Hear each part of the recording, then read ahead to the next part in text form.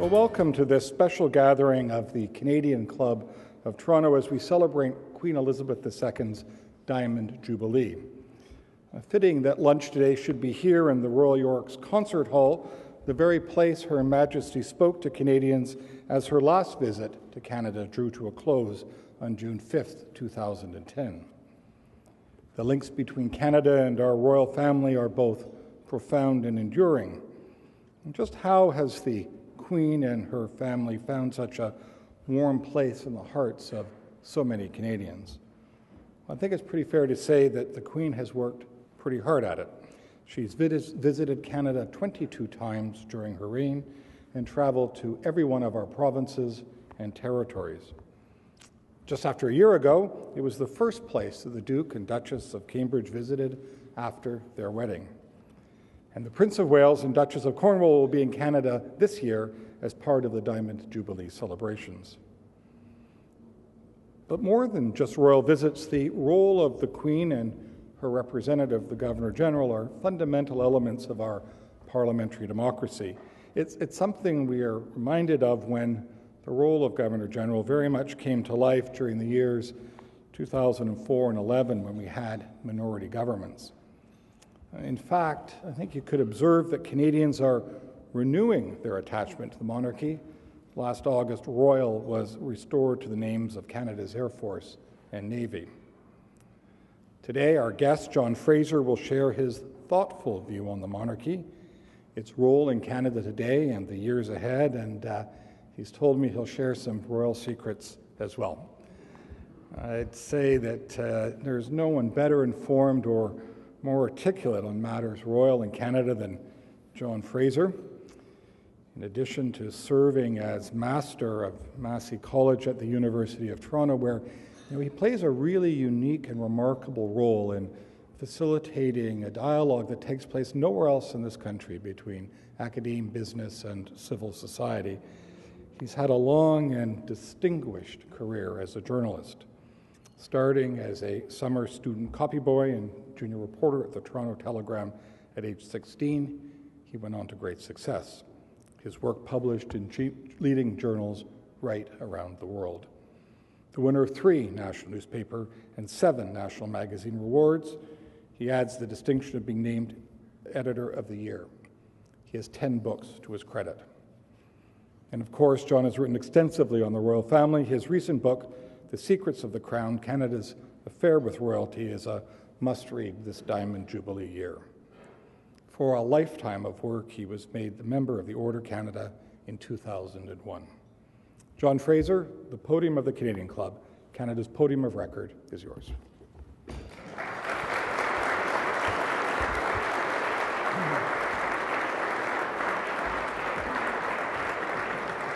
Oh, thank you.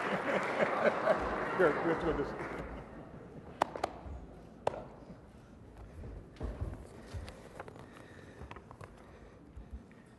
Great tie, Jamie. Thank you to the honor of the Canadian Club for inviting me here today. Thank you to the sponsor. Thank you to former Prime Minister Turner, former Chief Justice Lesage, and many other very distinguished people here, to members of my college, especially the junior fellows. You're always supposed to start speeches with, and my honor guard. I forgot my honor guard. This is the way I usually travel as Master of Massey College, with the 48th Highlanders and the Governor-General's Horse Guards. One of the bits of fun in doing research for the book was coming across apocryphal tales of the royal family in strange places in Canada. And what I liked about them was that they all had to do with a sort of embarrassed politesse.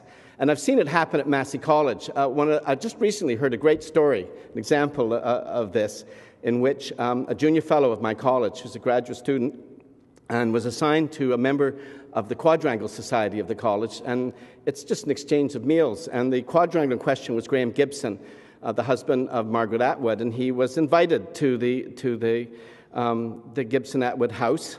And the junior fellow in question was in science rather than literature. And at the course of the beginning of the meal, having made all the appropriate and polite commentary, he turned around and said, "And what does Mrs. Gibson do?" And actually, she gave a whole different biography of herself. I think she quite enjoyed it. That my two favourite apocryphal tales in the royal family, one has the Duke of Edinburgh in various places. Well, my friend Riley's here, so I'm sure it was North Bay or Sudbury or somewhere like that, and it would be at a church hall, and there's dinner or lunch, and as the waitress comes to take away the dinner plate, she says, "Hold the fork, Duke, there's pie." And the other one I really loved has to do with the Queen Mother, who, this makes it across the Atlantic. She's at the opening of a retirement home, a senior citizens home. It could be in Bournemouth, it could be in Saskatoon, doesn't matter where. The story, you hear it all over. And during the course of tea, she's exchanging commentary with a dear old soul and realizes that the woman has no idea who she is. And so she just quietly says, "My dear, do you know who I am?" And the woman looks at her and says, "No, but if you ask at the desk, they'll tell you."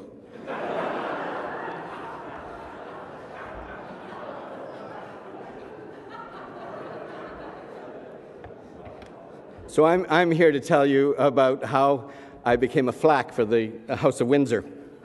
It's a strange story and can be told, I hope, in 23 minutes.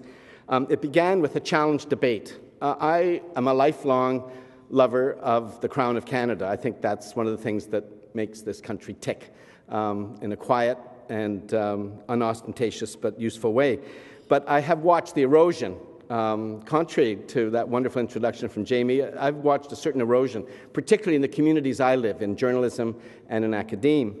And I didn't know quite how to go about stopping it or helping to stop it until the day came when a colleague of mine, a senior fellow at the college, Professor Michael Bliss, the famous historian, challenged me to go into a debate on the role of the Crown in Canada.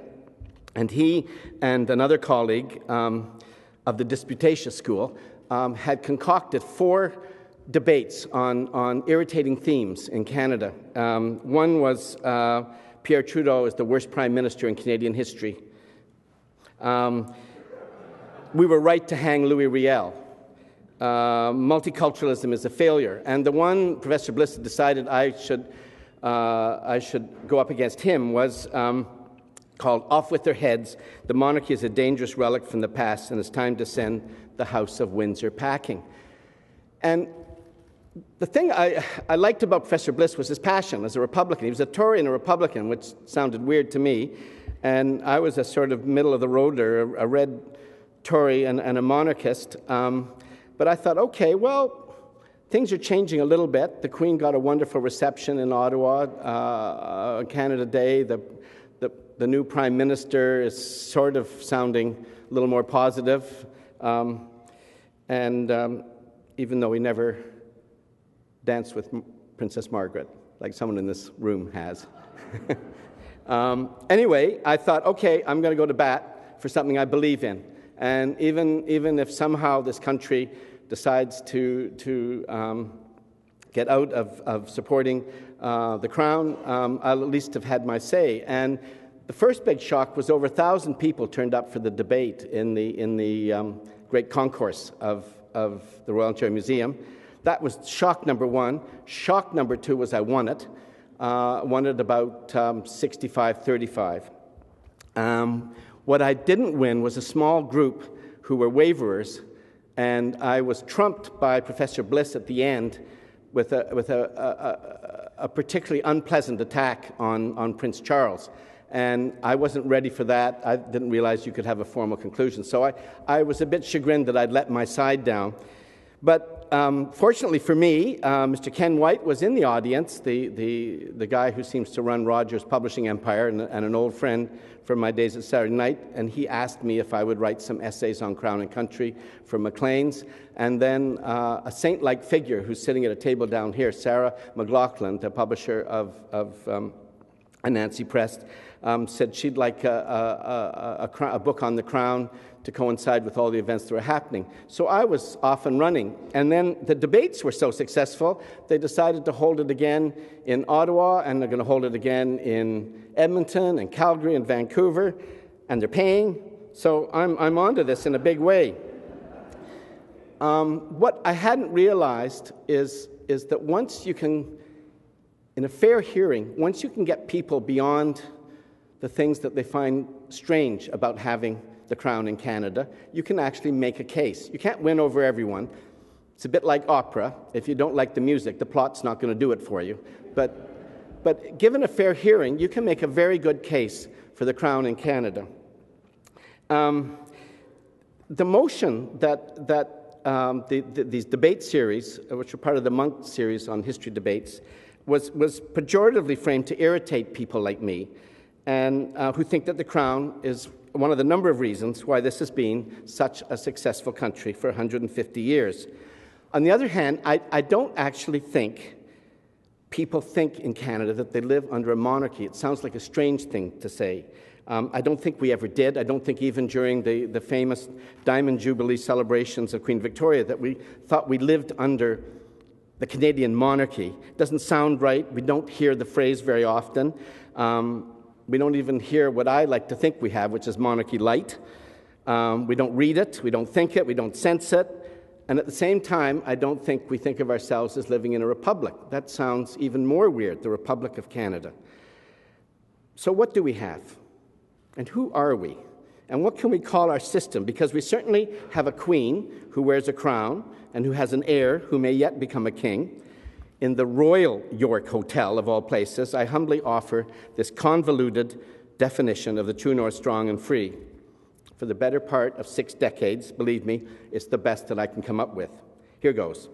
Canada is a loose confederation of uptight provinces with strong regional anxieties, united primarily by geography, cold weather, a bifractured cultural history, a tradition of evolving parliamentary democracy wrapped around an obscured and undeniable parliamentary notion of the Crown.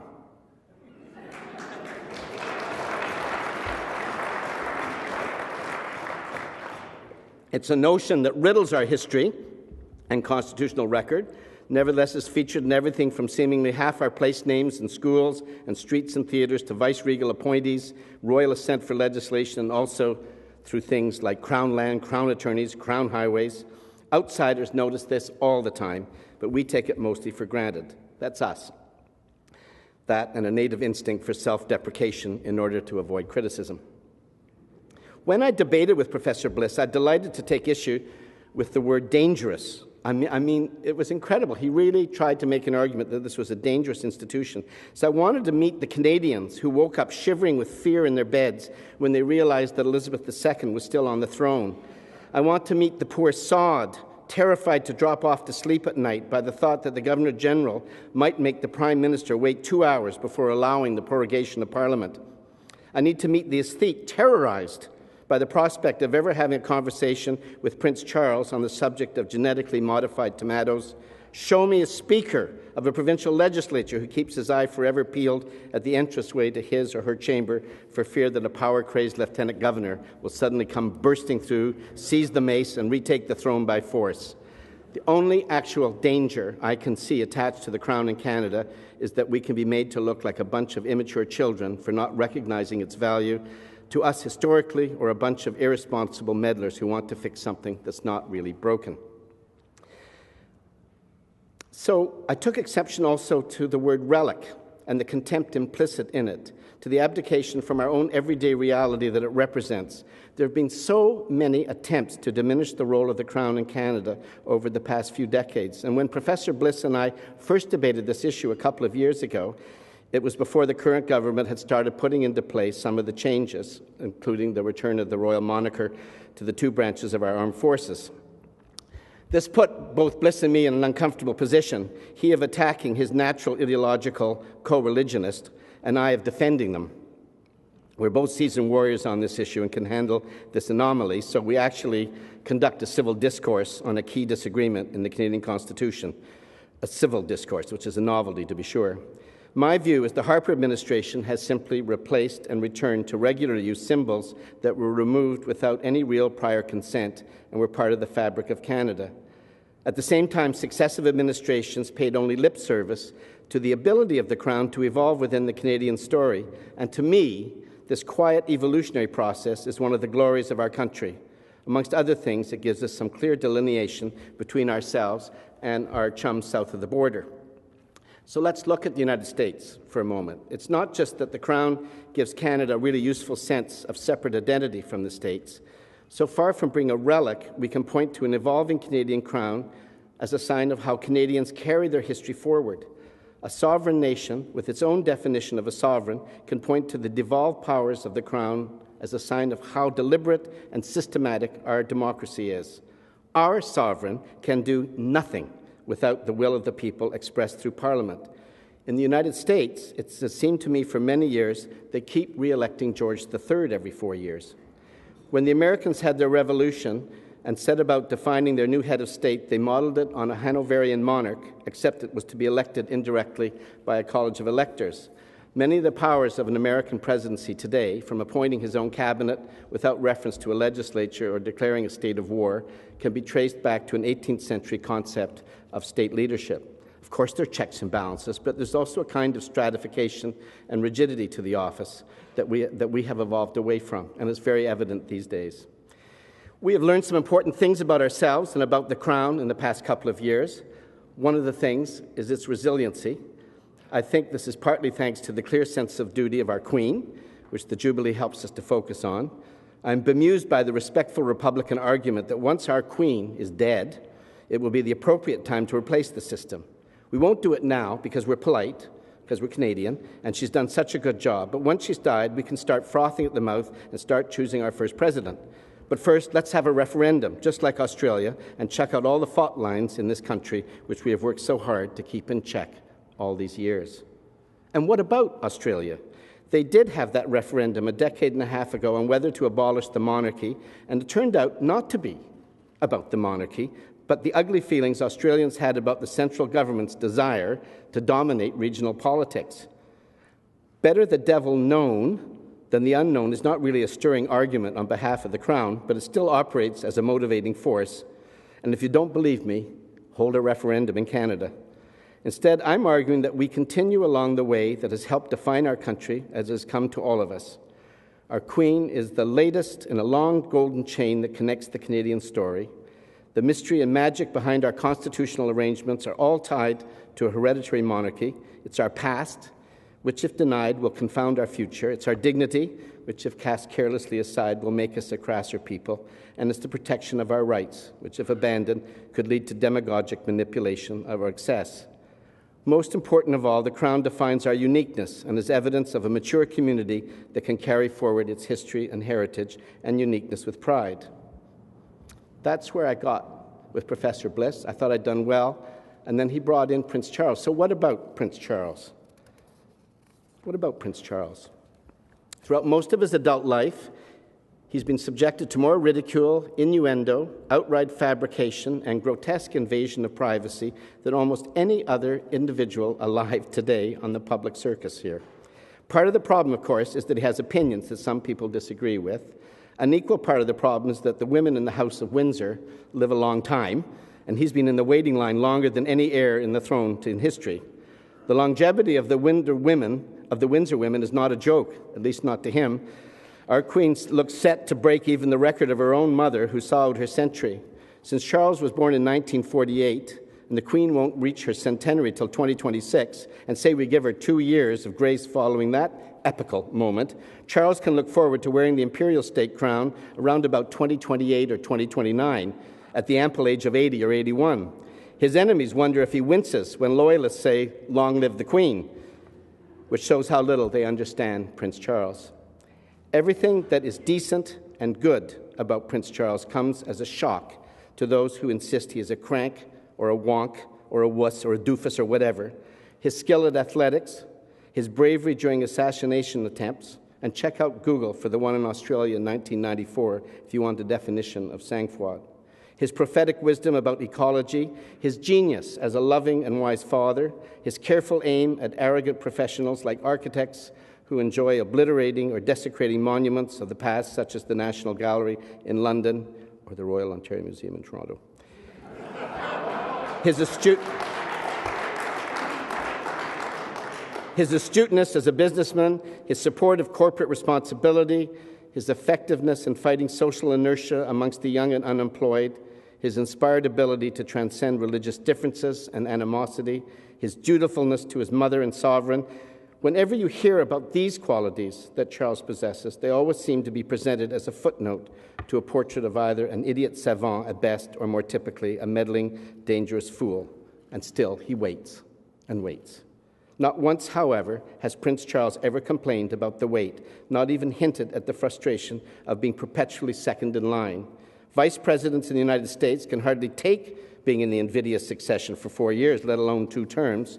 In communist China or the old Soviet Union, to be second in line under Chairman Mao or Comrade Stalin was usually a death sentence. A long time ago, however, Charles clearly came to the obvious realization that he would be Prince of Wales for decades and king for only a few years.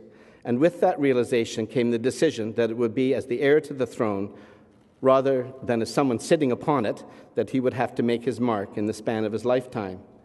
This long wait gave Charles more freedom to pursue his interests and causes and to speak out about them.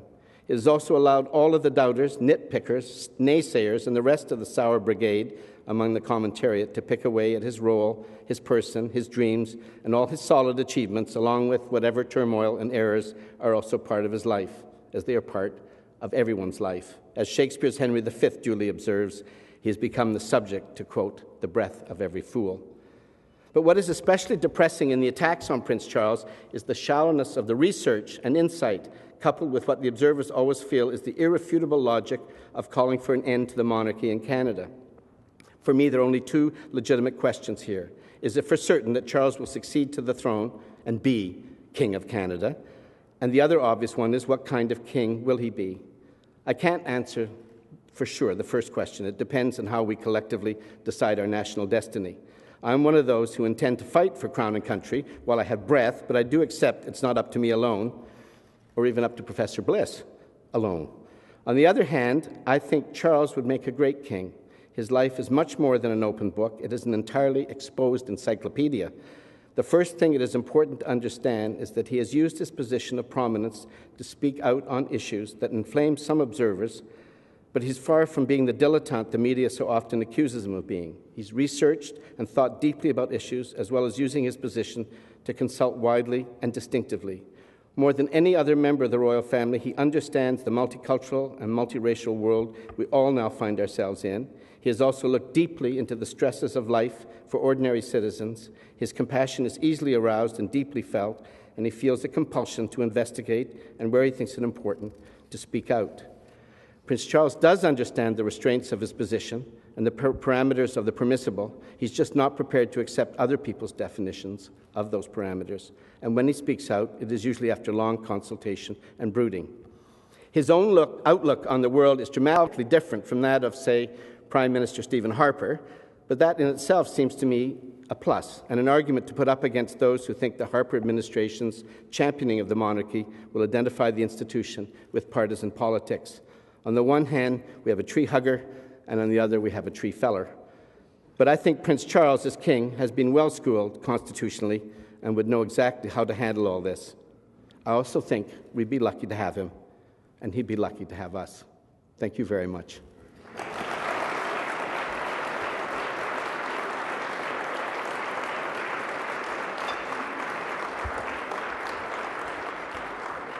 If they want, sure. Okay. Thank you, John. My name's John Duffy. I'm a former vice something of the Canadian Club. Vice, exactly, Minister for Vice. The Masters agreed to take a couple of questions. The first one that comes to mind is what can we volunteer Michael Bliss for, because he's not here to defend himself, which would be in the best traditions of University of Toronto governance. Maybe while people take a couple of seconds to formulate, does anyone have a question for the Master? Off the top? Let me just ask one, maybe while people compose, and we can use it as a jumping off point. Sometimes in the watches of the night, I've been worried about a couple of events coming together. Succession, although long may she reign, and I'm sure she'll outlive everything, coinciding with a possible Parti Québécois government in the province of Quebec. Even if you really want to get paranoid, adding to it some sort of minority government scenario. with a prorogation crisis. That's stuff that sometimes people like me use to keep themselves awake. But tell me a bit about, as Quebec evolves, maybe tell us a bit about, as Quebec evolves, how you see the monarchy refreshing itself or maintaining tolerance for itself in La Belle Province. Please. Well, I think it's, in real politics, I think it's a really weird situation. If we were to have a constitutional debate, a serious one in Ottawa, with all the heads of the provinces coming together, I think the last province that would agree to the abolition of the monarchy would be Quebec, for a very simple reason. It's so low on its agenda for what it has to do with Canada. It's probably the bottom of the agenda. There's handling Medicare costs, there's Aboriginal land disputes, there's the whole transfer of taxes between Quebec and the rest of Canada. So in terms of a disputatious issue on a real politic agenda, Quebec probably would be behind Newfoundland and Saskatchewan before it were to approve an idea of abolishing a constitutional role for the Crown. The other thing to mention is that the Crown functions quite well in Quebec all the time. They have a lieutenant governor, which is part of the evolution of our system. I don't think the Crown is at the moment a hugely important entity in Quebec. On the other hand, I don't think it is the source of irritation that used to be. What's happening in Canada is a kind of quiescence, generally speaking, of political rancor. I don't know that it's going to stay that way forever. Nothing stays the same forever. But right now, I just don't think it's much of an issue. If the scenario that you suggested happens, I think greater danger is not the Crown in Canada, it's Canada. And that's basically something that Canada has faced and always will face. That nothing is solved perfectly for all time in this country. Well, I can breathe a bit easier. Perhaps people have other anxieties they would like Mr. Fraser to calm. Are there any other questions about the monarchy reflections? Yes, John. A little surprised by the tone of the attack on the forthcoming visit by Pat Martin of the NDP. We have, of course, a tradition of loyalty among the Liberal Party, generally speaking, with exceptions like John Manley. But do you think that with the NDP now as the official opposition, that's going to change and the monarchy will get caught between a loyal Conservative Party and a Republican New Democratic Party? Yeah, it's a really good question, and I think there is a real danger. I can't just hurl Prince Charles at it either. Mr. Mulcair's predecessor was a supporter of the Crown in Canada. I think Mr. Mulcair will not be able to resist seeing the Crown as something that's part of the Stephen Harper identikit, and that's where that plays into. But the more Mr. Mulcair survives as leader of the opposition, I have great faith in his abilities to figure out that the alternatives will get more and more alarming as he concentrates on them. But the man has to be allowed to make his mark, and at the beginning. If he gets the NDP going down a road of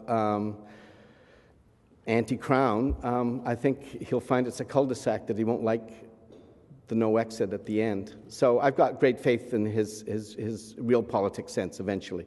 But I do think a new man has to be allowed to bark a bit. We got time for one more question. Yes, the woman in the back.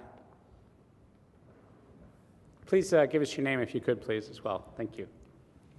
Hi, John. My name's Caitlin. So, as you were saying, I mean, we have Queen Elizabeth pretty much in the throne for a long time, and then after that, Charles, and then William. So we're pretty much guaranteed to have old people in the throne for the next, generation or so. And with young people getting a lot more power, say through the internet and through organizations like Anonymous, how do you think the Crown can stay relevant in a world where there's a lot of old people in the throne, but there's a lot of young people in power? It's a good question. Old people are a damn nuisance, really. I agree. The royal family, though, if you look at its history, has this genius of producing young people and hurling them into the void. So I think one of the things that we watched this past year is young people being deployed for the family firm. I think William and Catherine, some people say they came just in time, other people are gnashing their teeth. Whatever side you're on, they are very appealing because in a ways that I think people saw the Crown performing. People were trying to dismiss them as just celebrities, but in fact, just celebrities don't go around spending long time talking to veterans, to the unemployed, showing that kind of formal concern as a representative of the state. And they're young enough, honestly. What we hope for them is that they actually can have a life a bit longer together than the Queen and Prince Philip had. She was young once, too.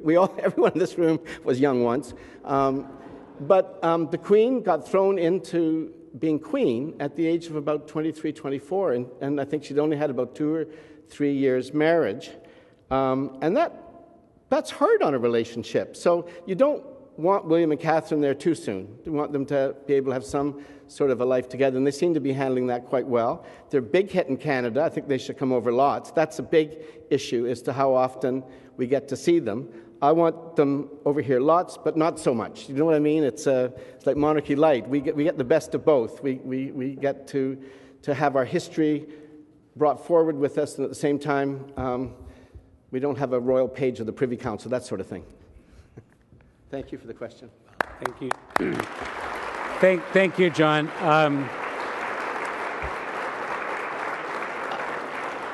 I get to just very briefly thank Master Fraser. I think you've all seen that nobody convenes a conversation in this country quite like John Fraser. When I was a teenager, I used to be late delivering my Globe and Mail newspapers to my customers because I'd stop before delivering them and read his dispatches from the Shidan Democracy Wall, which were world-breaking news and which were so riveting, I'd stay there and read the paper and almost forget to deliver the darn thing until 7:30. My apologies to the management of the Globe and Mail for that transgression. Since then, John has convened the national conversation in so many roles through all his books, and of course, in his role as Master of Massey College for over a decade, the convener of the great high table of the National Salon, which he's done in inimitable fashion and in a way that has made us all proud. With his partner Elizabeth and with all of his family, he's found the time somehow to, with their support, write this terrific book and bring us all together to convene a conversation about the monarchy in this wonderful Jubilee year. So please buy the book, share the book, talk about the book, and let's continue the conversation. Thank you for joining us at the Canadian Club for this conversation. Jamie.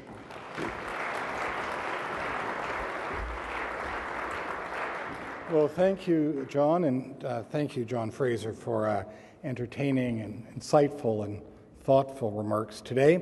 This concludes our television broadcast. We continue to be thankful to Rogers Television and to 680 News for their continued promotion of our club events. If you'd like to know about those upcoming events I mentioned at the beginning, you can go to canadianclub.org. Thanks for being here. Lunch is now adjourned.